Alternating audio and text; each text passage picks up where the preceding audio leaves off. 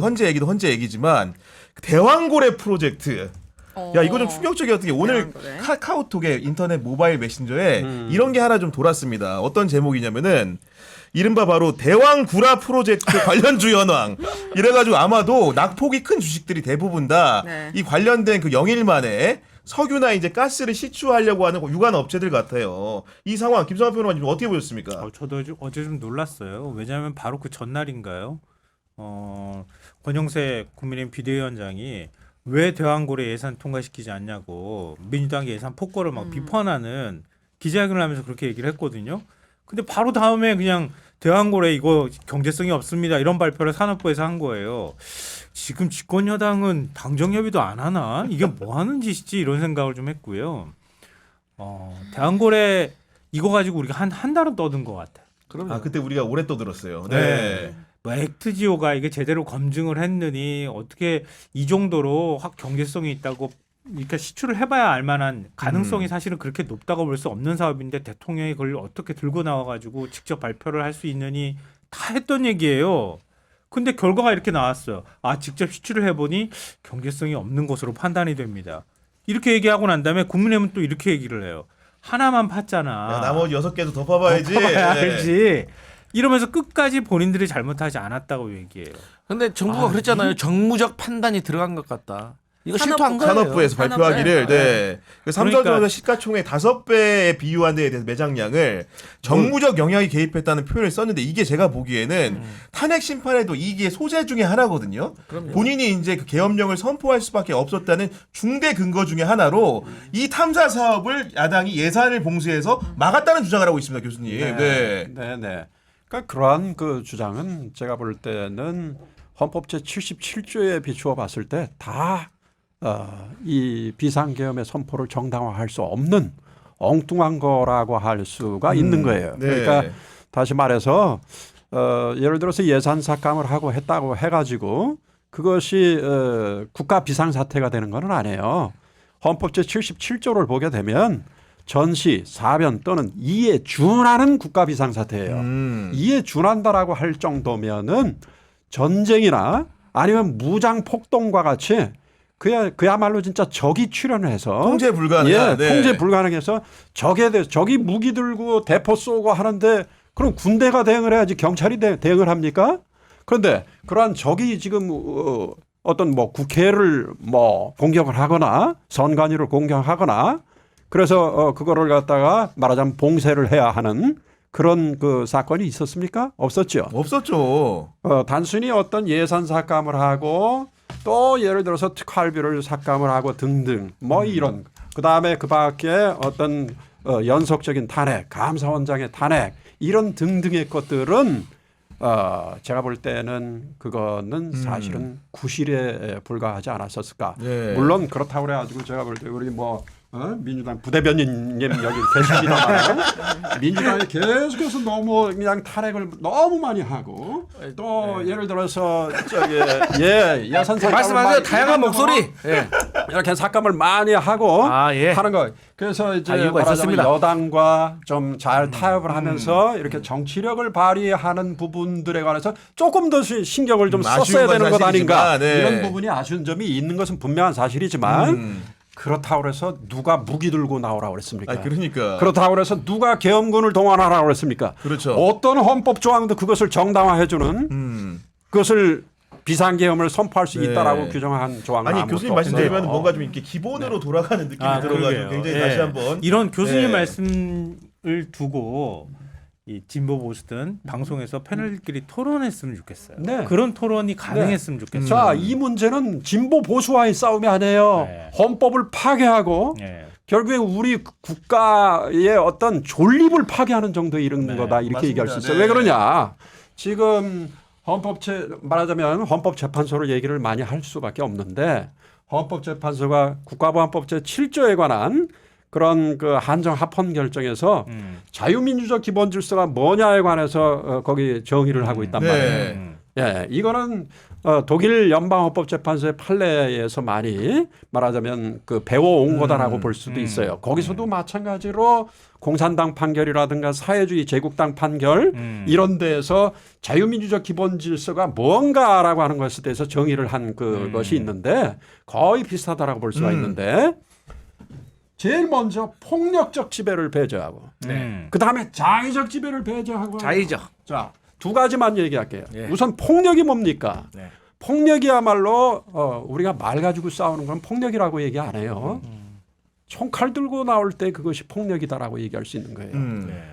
굳이 유럽 그 독일 이런 데로 넘어갈 필요 없어요. 나치 때 그거 거기까지 안 가더라도 우리의 헌정사만 본다 하더라도 얼마든지 폭력적 지배가 많이 있었지 않습니까?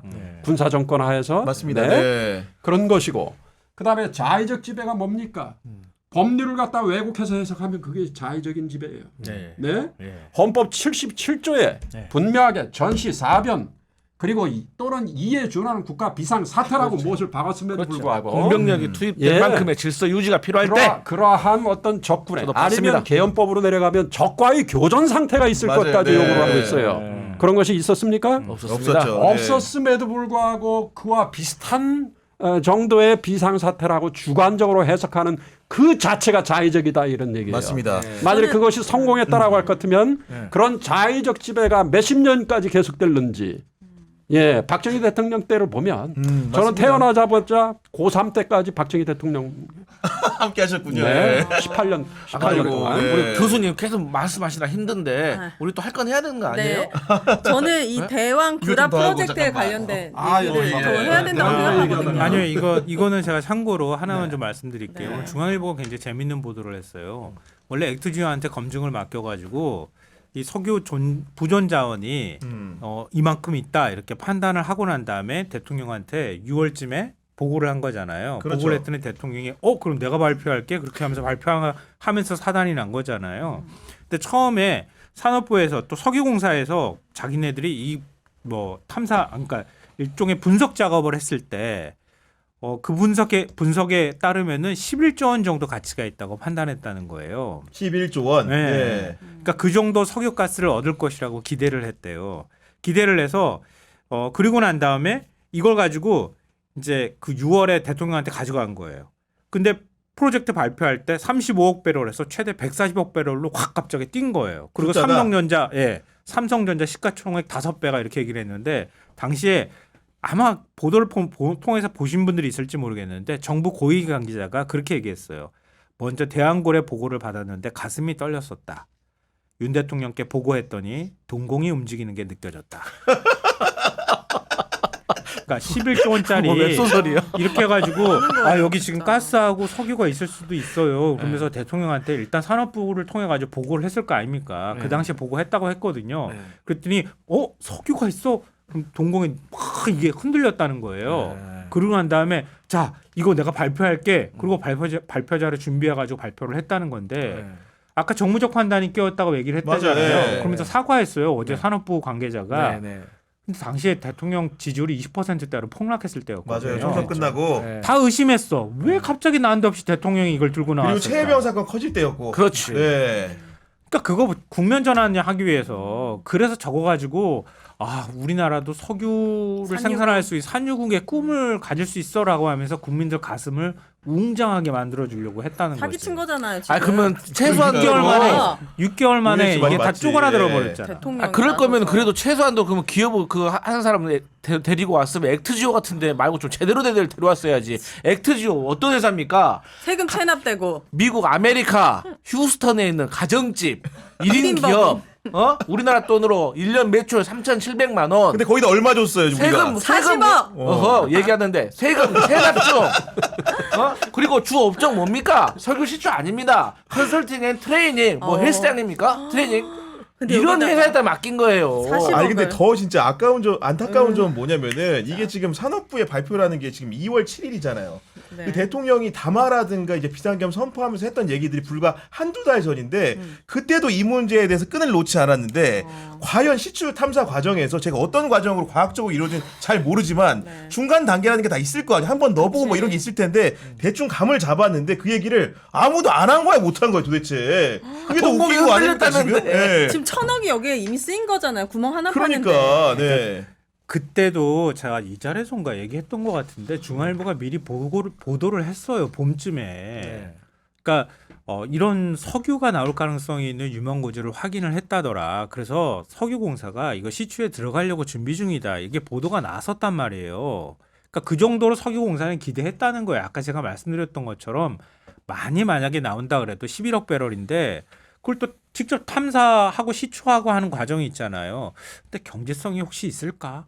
우리가 그 전에 가스 파낸다고 파내봤더니 돈이 별로 안 남았는데 이번에도 가능성이 있을까? 이 정도 생각이었는데 그걸 갑자기 대통령한테만 가면 우리 눈덩이가 돼서 의대 증원 발표하듯이 그렇게 나오는 거예요. 근데 우리가 지금 제가 보도 지금 인용하지만 정말 그 당시에도 우리가 되게 합리적으로 다 얘기를 했어요. 이 자리에서 대통령이 발표하면 안 되는 거였고 이게 발표해서 시추될 가능성이 많지 않아서 이렇게까지 리스크 큰 거를 정치적으로 승부수 던져서는 안 된다. 그리고 진짜 이런 자원이 있다고 하면은 탐사 시추 할 수 있어야지. 근데 이걸 정치적으로 하면 안 되고 전문가들이 모여서 진짜 우리나라 전문가들한테 제대로 한 번도 안 보여줬다는 거 아니에요. 그러니까요. 예. 지질자원 데이터를, 연구원들도 예. 개인 자격으로 가가지고 들여다봤다는 거야. 액트지오 그 사람한테 뭐 이름이 뭐였지? 아브레우 박사. 아브레우가 뭔가 그 사람이 얘기한 거 그냥 철석같이 믿고 그냥 해버렸다는 아브레우. 거예요. 대한민국 학자들은 공부도 안 하나?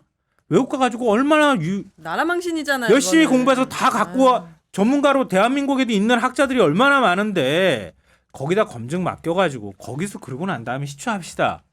근데 지금 문제는 뭐냐면요. 지금 탄핵 국면에서도 벌어지는 일이 똑같은데 한쪽에서 이렇게 합리적으로 설명하고 문제 제기를 하잖아요. 막무가내야. 대화가 안 돼. 막무가내로 하는 거야. 지금도 우리가 아까 교수님도 말씀하셨지만 이게 이렇게 되는 거고 이렇게 되는 겁니다라고 설명을 한 막무가내야.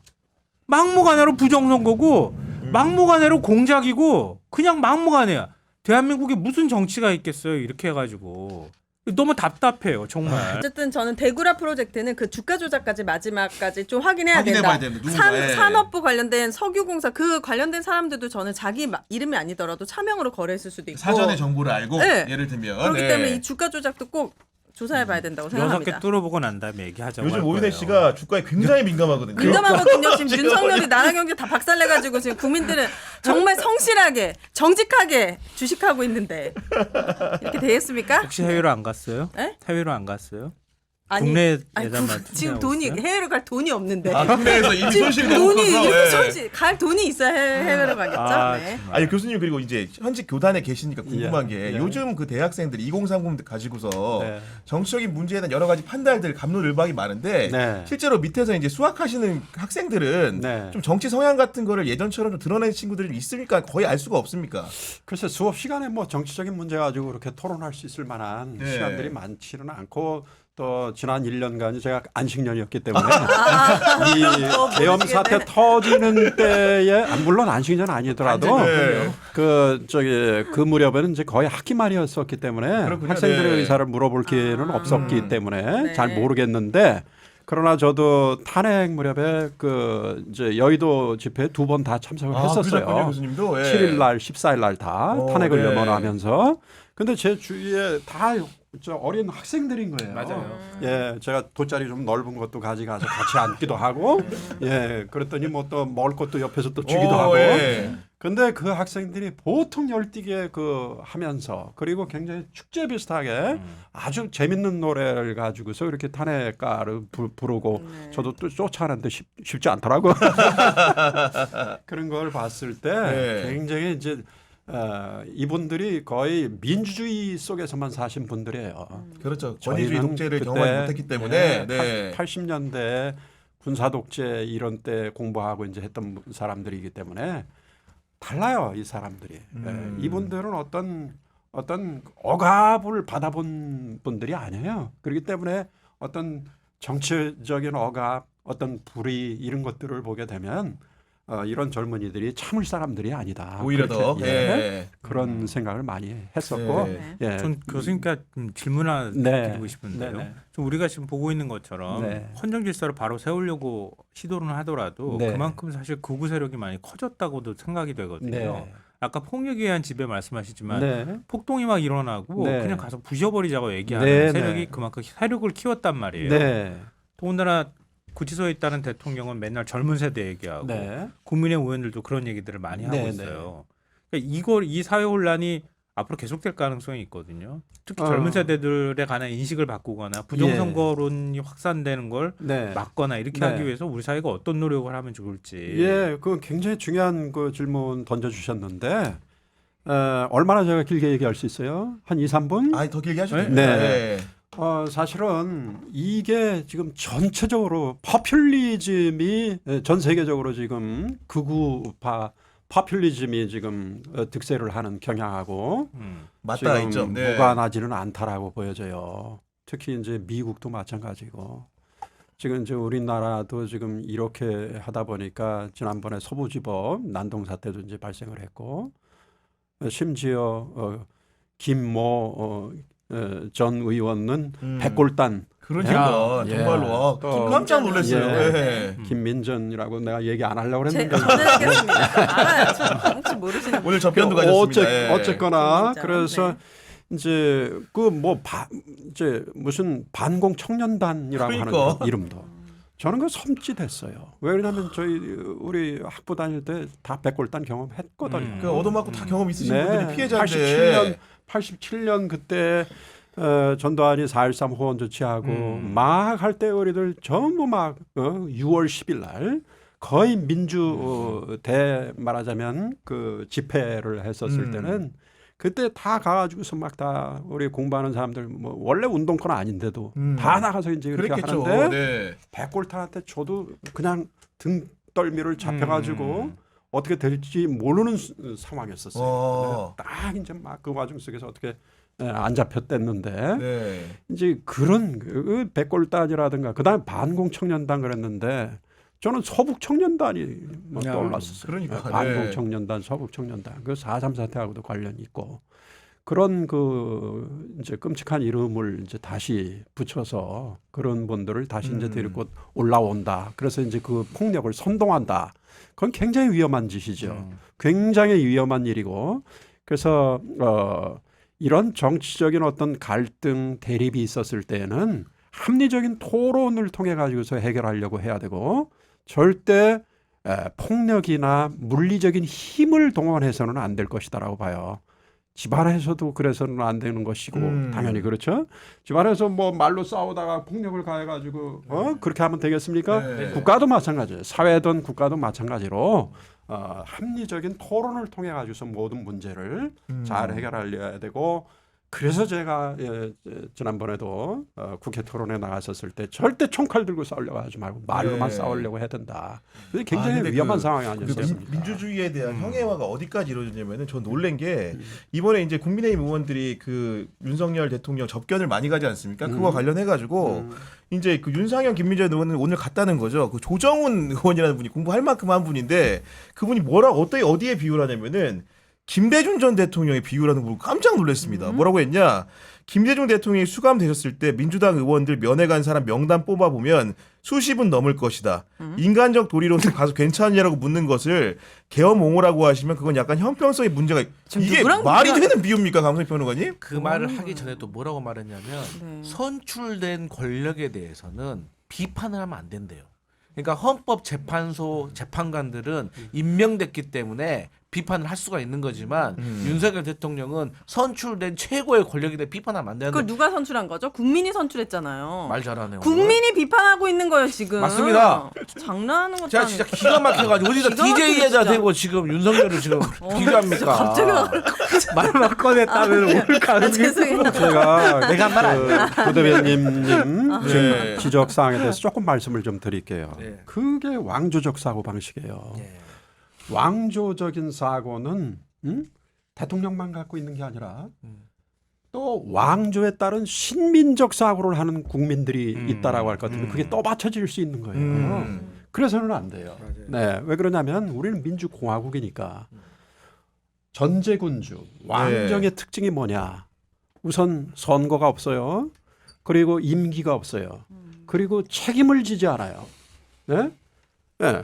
그런 것이 이제 왕정의 이제 특징인데 우리 과거의 어떤 어떤 그 과거의 어떤 군사 독재나 이승만 때나 박정희 때나 이런 거를 보게 되면은 선거를 통해서 이제 대통령에 당선이 되기는 했지만 계속해서 집권을 하기 위해서 헌법을 뜯어고치고 초헌법적으로 뜯어고치고 군대도 동원하고 이렇게 해서 하는 초헌법적인 조치들을 했잖아요. 네. 그러면서도 끝까지 책임을 안 졌죠.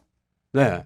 그러니까 집권을 영구화시키려고 들고 그러니까 그 선출된 권력이다라고 해가지고 하는데 사실은 국민투표 거쳐가지고서 그렇게 해서 정당화했었을 뿐이고 맞아요. 예. 그렇다고 해서 그 나머지 헌법재판관들이 선출 안 됐다고 해서 무시할 수 있느냐 그건 아니에요. 아 그렇습니다. 민주적인 정당성만 정당성이 아니라 네. 헌법적 정당성도 있는 거예요. 네. 그러니까 헌법에 따른 절차에 따라 가지고 헌법재판관들이 임명이 됐기 때문에 이 헌법적 정당성에 따라서 그분들이 예를 들어서 파면을 하거나 탄핵 심판을 결정을 하게 되면 네. 그것이 또 헌법적인 정당성을 가지는 것이기 때문에 거기에 대해서는 폭력으로 맞서거나 그걸 그러니까요. 없애려거나 해서는 안 네. 되는 것이죠. 그리고 아까 최상목 대행이 준수한다라고 하셨기 때문에 존중한다라고 존중한다고 하셨기 했기 때문에 때문에. 그건 존중하시는 거예요. 임명하실 거예요. 임명하겠다는 그거는 뜻으로. 염려하지 않으셔도 될 것 네. 같아요. 그분도 법하시는 분이기 때문에 네. 헌재 결정을 대놓고서 무시하시지는 못하실 것이다. 저는 그렇게 생각해요. 알겠습니다. 네. 오늘도 긴박하게 돌아가는 탄핵 정국 이슈들 얘기 나누다 보니까 마칠 시간이 됐는데 오늘 오윤혜 씨의 세조평은 들어봐야겠죠. 네. 대왕구라 프로젝트였죠. 그거 보니까 생각나는 게 과거에 이재명 대표가 이런 얘기를 했습니다. 세금 더 거둘 생각하지 말고 허투루 쓰는 세금만 제대로 막아도 된다. 저는 이 말에 굉장히 동의하거든요. 허투루 세금을 쓰는 공공기관이나 공무원들도 이제는 안전하지 못할 것이다. 네. 저희의 네. 피 같은 세금 잘 써주길 바랍니다. 알겠습니다. 오늘 그 교수님 모시고 말씀 나눴는데 어떤 기분이 들었냐면은 그 수업하는 헌법과 민주주의 수업 듣는 느낌이었어요. 나 지금 약간. 수업하는 기분. 난 법대는 안 맞구나. 이런 생각이 너무 어려웠어. 아니, 솔직히 아까 네. 그 교수님 한 말 중에 포퓰리즘 뭔지 알았어요, 몰랐어요? 그건 알지. 파시즘 몰랐다고 했죠. 아니 파시즘은 근데 좀 중간중간 제가 모르는 게 많았는데 법대는 저랑 확실히 안 맞는 것 같습니다. 교수님. 아니, 저는 자퇴하겠습니다. 교수님 너무 네. 재미없게 얘기 아니요. 말씀드린 것 같으네요. 교수님 말씀드리면서 우리나라 헌법학자들이 더 많이 방송에 나왔으면 그러니까. 좋겠다. 네. 네, 더 많이 나와서 그런 분들이 중심을 잡아줬으면 좋겠다. 그러니까 언론에서는 요즘에 그냥 진보 보수 그러면서 막 쌈만 붙이거든요. 그러니까 본질에 그러면은 대한 토론이 없는 거야. 예. 제일 중요한 문제에 대한 토론은 없고 진짜 요원이니 뭐 의원이니 사람이니 시험 말단만 이런 말도 안 되는 거 가지고. 가지고 좀 얘기를 한단 말이에요. 그걸 가지고 막 토론하고 막 싸워요. 그러면은 교수님처럼 말씀을 드리잖아요. 그럼 저 회피하는구나, 도망가는구나 이런 인상을 받게 된다는 네. 거예요. 하고 난 다음에도 진짜 제가 한심하게 느껴지거든요. 네. 근데 교수님 같은 분들이 정말 많이 나와서 네. 진짜 사람들이 잘못 생각할 수는 있잖아요. 국민들이 네. 잠깐 뭐 어디 그 정신이 조금 그렇게 그 뭐랄까 외도할 수도 있고. 예. 그러니까 그렇게 혼동을 갖는 분들한테 네. 그건 아니구나 이런 네, 걸 네. 많이 얘기할 수 있는 기회가 있었으면 본질적인 좋겠어요. 거 가지고서 논란을 그러니까. 벌여야 네. 되는데 비본질적인 맞아요. 아주 네. 마지막을 가가지고서 오늘 헌법 77조 제대로 배웠습니다. 네. 오늘 뭐죠? 다시 한번 얘기해 보시죠. 국회 전시, 사변 또는 이에 준하는 국가비상 사태. 뭐 비웃는 거예요. 77조만 기명. 예. 네. 여러분 그거 안 아셨죠? 것도 엄청난 네. 소득입니다.